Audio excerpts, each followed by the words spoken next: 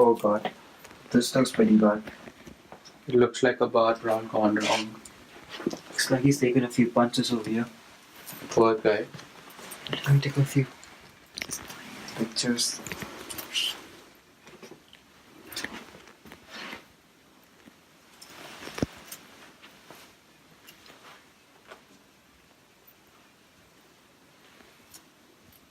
Looks like he's been dead for a while.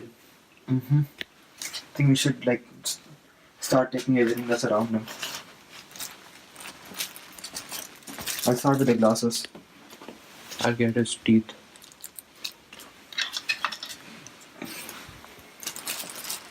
think we should call it Freya too at some point. She needs to take a look at this.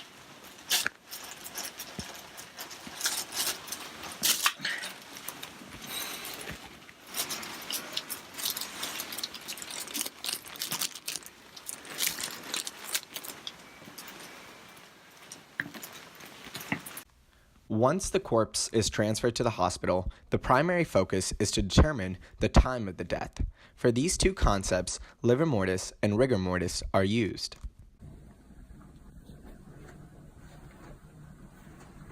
Looks like all the blood has already pooled over here.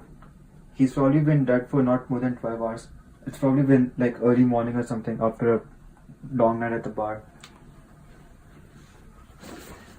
Let's confirm that by looking at his muscles.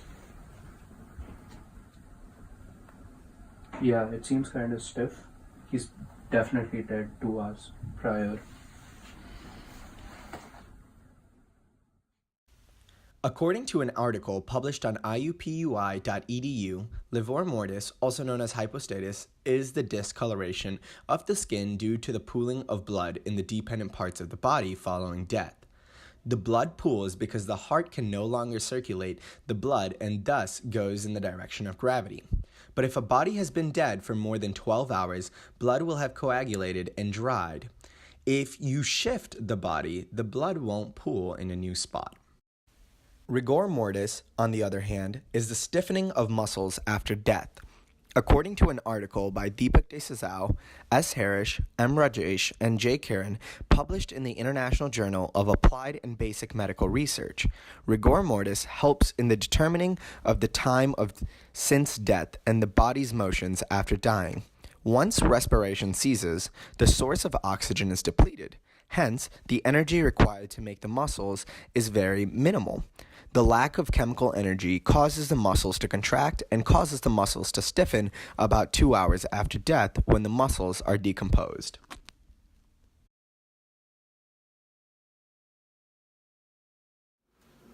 So this is the blood swab, and I'm going to add a couple of drops of hydrogen peroxide to it.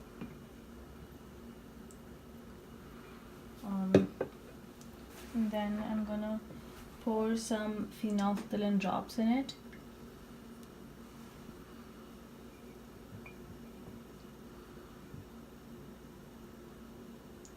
And we notice that the color of the swab that was initially red, it turns pink. This is because the hemoglobin, that's an element that is found in blood, acts as a catalyst and facilitates the oxidation of phenolphthalein, and that's why the pink color is shown.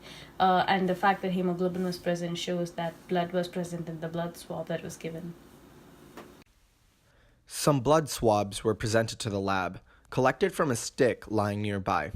In order to test whether this indeed is blood, the Kastle-Meyer test is carried out. In fact, in a study that has been mentioned by the peer review article Science and Justice, in Volume 58, Issue 6, it was shown that the Kastle-Meyer test was the most sensitive to human blood deposits in comparison to many other tests that are commonly used. This is a short insight into how forensic science is conducted on a real-life murder. As you can see, it's not as dramatic as portrayed in TV shows and movies. It actually involves a lot of science. The investigation also depends on the type of the murder, and it generally changes on a case-to-case basis.